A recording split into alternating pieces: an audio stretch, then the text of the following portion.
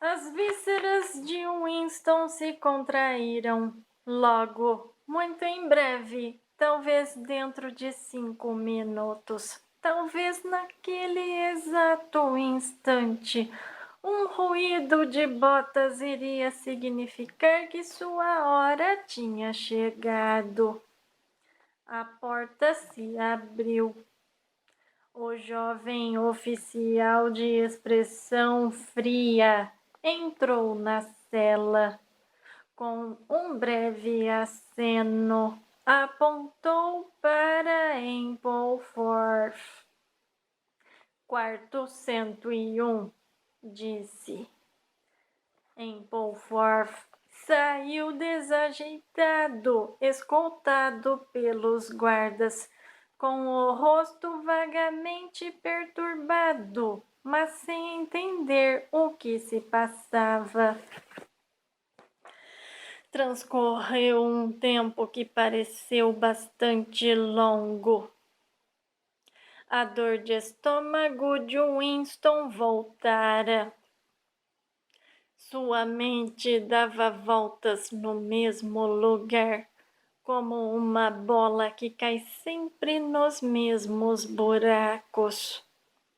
Ele pensava apenas em 6 coisas: na dor de estômago, num pedaço de pão, no sangue e nos gritos, em O'Brien, em Julia, na Gillette. Sentiu um novo espasmo no ventre. As botas ferradas se aproximavam. Quando a porta se abriu, a onda de ar que ela gerou fez entrar um cheiro forte de suor frio. Parsons entrou na cela. Vestia uma bermuda caqui e uma camisa esporte. Daquela vez, o Winston se assustou a ponto de esquecer-se da própria situação. "Você aqui", falou.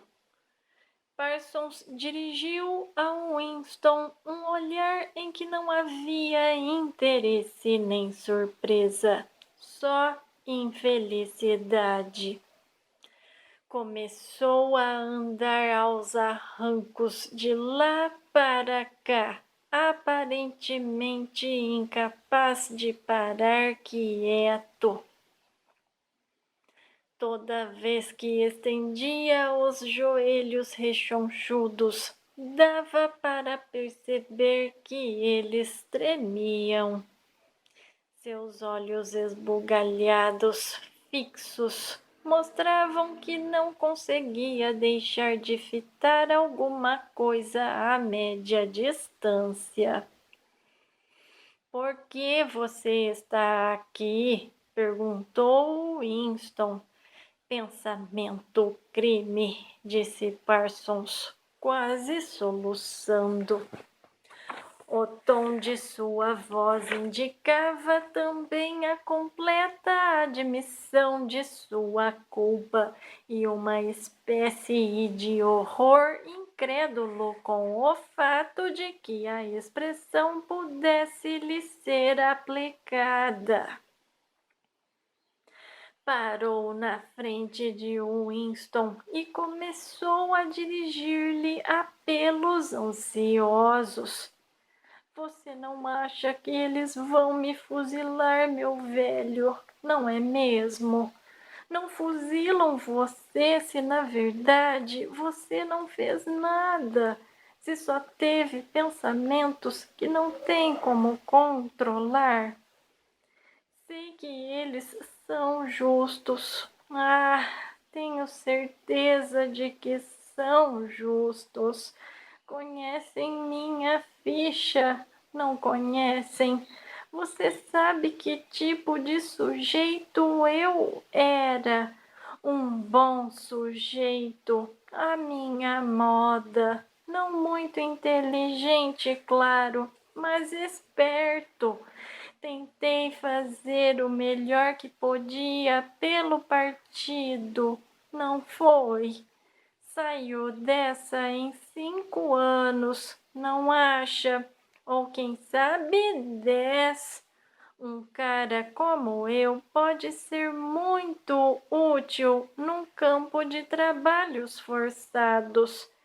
Será que vão me matar por eu ter saído da linha uma única vez?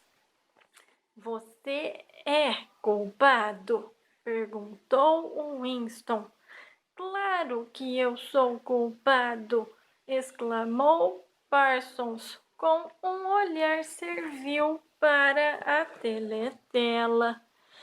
Você acha que o partido iria prender um inocente?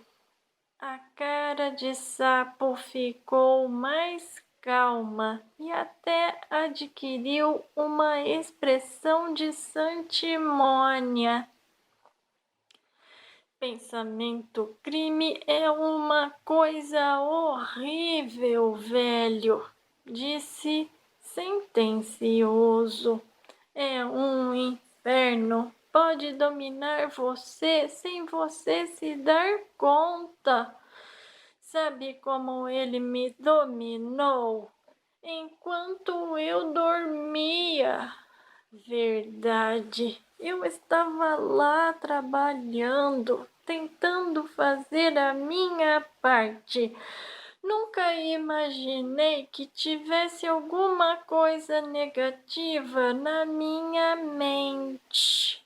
E aí comecei a falar dormindo.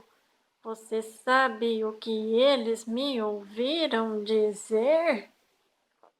Ele baixou o tom de voz como alguém obrigado por ordens médicas a pronunciar uma obscenidade.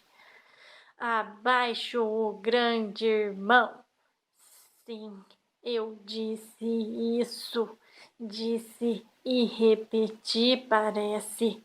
Cá entre nós, meu velho. Ainda bem que eles me pegaram antes que a coisa ficasse mais grave. Sabe o que eu vou dizer a eles quando comparecer perante o tribunal? Obrigado, vou dizer. Obrigado por me salvarem antes que fosse tarde demais. Quem foi que denunciou você? Indagou Winston. Foi minha filhinha, disse Parsons com uma espécie de orgulho pesaroso. Ela ouviu meu buraco, ela ouviu pelo buraco da fechadura. Ouviu o que eu estava dizendo e no dia seguinte falou para a patrulha. Muito esperta para uma moleca de 7 anos, hein? Não guardo nenhum ressentimento por ela ter feito isso. Na verdade, estou orgulhoso dela. Se vê que recebeu uma boa educação em casa. Fez mais alguns movimentos espasmódicos para cima e para baixo diversas vezes, lançando um olhar ansioso para o vaso sanitário. De repente, arriou a bermuda. Desculpe, velho, disse. Não aguento. É esse negócio de ficar esperando. Encaixou o grande traseiro na privada. Winston cobriu o rosto com as mãos. Smith! Berrou a voz da teletela. 6079 Smith W. Tire as mãos do rosto.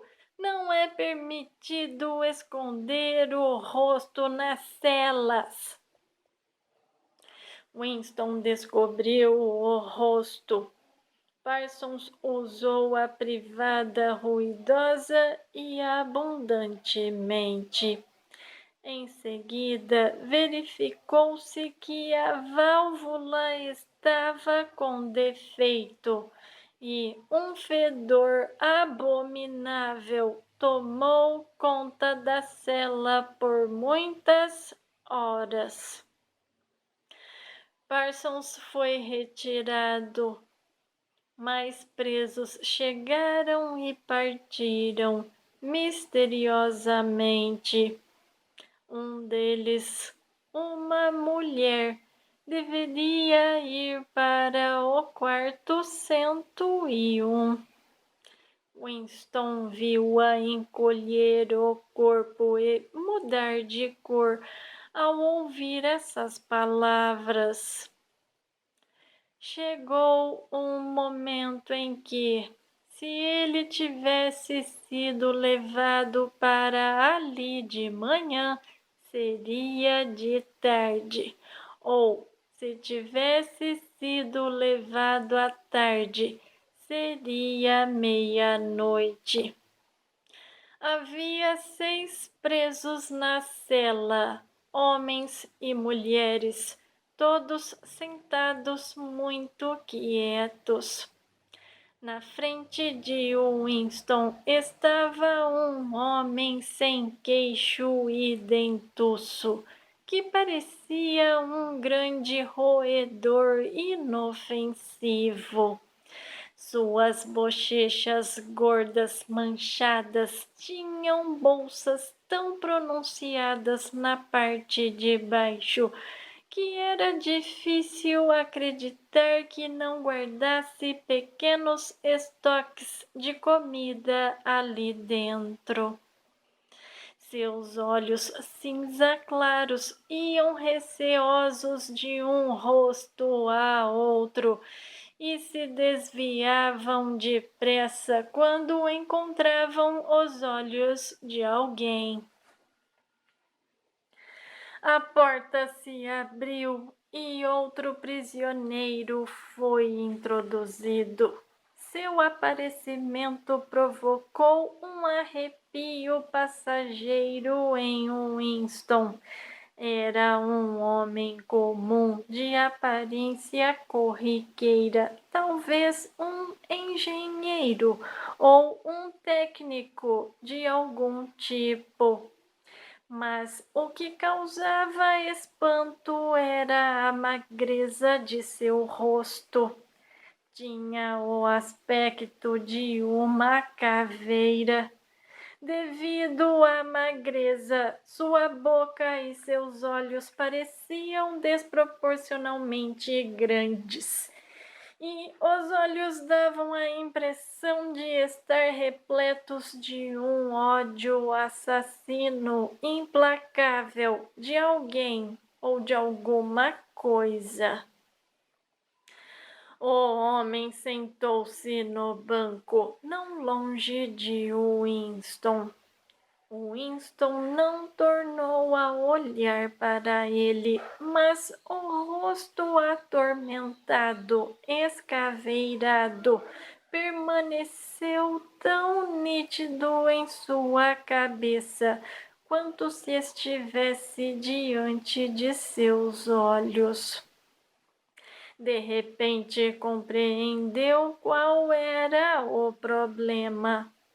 O homem estava morrendo de inanição. Parecia que o mesmo pensamento ocorrera quase simultaneamente a todos na cela. Houve uma levíssima agitação ao longo do banco. Os olhos do homem sem queixo voltavam-se com frequência para o da cara de caveira, afastando-se em seguida, culpados, para em seguida serem arrastados de volta por uma atração irresistível. Num certo momento, ele começou a se remexer no assento. Por fim se levantou, atravessou a cela titubeante, enfiou a mão no bolso do macacão e, com ar constrangido, estendeu um pedaço de pão sujo ao da cara de caveira. Um rugido furioso, ensurdecedor, saiu da teletela. O homem sem queixo recuou num salto. O da cara de caveira escondera depressa as mãos atrás das costas, como se quisesse demonstrar a todos que recusava o presente. Banstead! Rugiu a voz. 2713 Banstead J. Largue esse pedaço de pão. O homem sem queixo deixou cair o pedaço de pão. Fique de pé onde está, disse a voz, virado para a porta. Não se mexa. O homem sem queixo obedeceu. Suas grandes bochechas pendentes tremiam incontrolavelmente. A porta se abriu com um som metálico. Quando o jovem oficial entrou e deu um passo para o lado, apareceu atrás dele um guarda baixo e atarracado, com braços e ombros enormes. Este homem posicionou-se na frente do sujeito sem queixo e então, a um sinal do oficial, acertou um tremendo soco, impulsionado por todo o peso de seu corpo, em cheio na boca do homem sem queixo. A força daquele soco deu a impressão de levantar o prisioneiro do chão. Seu corpo foi arremessado para o outro lado da cela, indo cair junto à base do vaso sanitário. Por um momento ficou ali caído, atordoado, com sangue escuro escorrendo da boca e do nariz. Ouviu-se um gemido ou um guincho muito débil, que parecia inconsciente. Em seguida, ele rolou e ficou de quatro, apoiando-se inseguro nas mãos e nos joelhos. Em meio a uma torrente de sangue e saliva, as duas metades de uma dentadura caíram-lhe da boca. Os prisioneiros estavam sentados muito quietos, com as mãos cruzadas sobre os joelhos. O homem sem queixo retomou seu lugar em um dos lados de seu rosto, na parte de baixo. A carne começava a escurecer. A boca inchada era uma massa informe cor de cereja, com um buraco negro no meio. De vez em quando pingava um pouco de sangue no peito do macacão. Os olhos cinzentos ainda iam de rosto para rosto, mais culpados do que nunca, como se o homem estivesse tentando descobrir a que ponto os demais o desprezavam por causa de sua humilhação. A porta se abriu. Com um gesto imperceptível, o oficial indicou o cara de caveira. Quarto 101, disse. Houve um arquejo e uma agitação ao lado de Winston. O homem se jogara de joelhos no chão, de mãos postas. Camarada oficial, implorou. Não precisa me levar para aquele lugar. Eu já lhe disse tudo, não disse? O que mais o senhor quer saber? Confesso tudo o que o senhor quiser. Tudo. É só me dizer o que é, que confesso na hora. Escreva que eu assino qualquer coisa, mas o quarto 101 não. Quarto 101, disse o oficial. O rosto do homem, já muito pálido, ficou de uma cor que o Winston não teria acreditado que fosse possível. Era definitivamente, inquestionavelmente, um tom de verde. Faça o que quiser comigo, gritou. O senhor está me matando de fome há várias semanas. Acabe com o assunto de uma vez e me deixe morrer. Me dê um tiro, me enforque, condene-me a 25 anos de prisão. Tem mais alguém que o senhor quer que eu denuncie? É só dizer quem é, que eu falo tudo o que o senhor quer saber. Não me interessa quem é a pessoa, nem o que o senhor vai fazer com ela.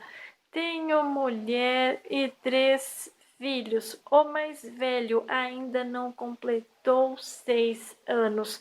Pode pegar eles todos e cortar a garganta deles na minha frente, que eu aguento e fico olhando, mas não me leve para o quarto 101. Quarto 101, disse o oficial. O homem olhou freneticamente em torno para os outros prisioneiros, como se achasse que podia pôr outra vítima em seu lugar. Seus olhos se fixaram no rosto amassado do homem sem queixo. Estendeu um braço descarnado. É aquele ali que o senhor devia levar. Não eu, gritou. O senhor não ouviu o que ele ficou dizendo depois que afundaram a cara dele. Me dê uma oportunidade que eu lhe conto tudo. Ele é que é contra o partido, não eu. Os guardas avançaram. A voz do homem virou um guincho. O senhor não ouviu o que ele disse, repetia. A teletela teve algum problema. É ele que vocês querem. Levem aquele homem, não eu. Os 2 guardas robustos se inclinaram para puxá-lo pelos braços. Só que naquele exato instante ele se jogou no chão e agarrou-se a uma das pernas de ferro que sustentavam o banco. Começara a uivar sem dizer nada. parecia um animal. Os guardas o seguraram para obrigá-lo a soltar a perna do banco, mas ele se prendeu com uma força surpreendente. Os guardas passaram uns 20 segundos puxando-o. Os prisioneiros continuavam sentados em silêncio, mãos cruzadas sobre os joelhos, olhando para a frente. Os uivos se interromperam. O homem não tinha forças para mais nada senão para se agarrar. Nisso ouviu-se um outro tipo de grito. Um dos guardas lhe acertara um pontapé com a botina e lhe quebrara os dedos da mão. Puseram-no de pé. Quarto 101, disse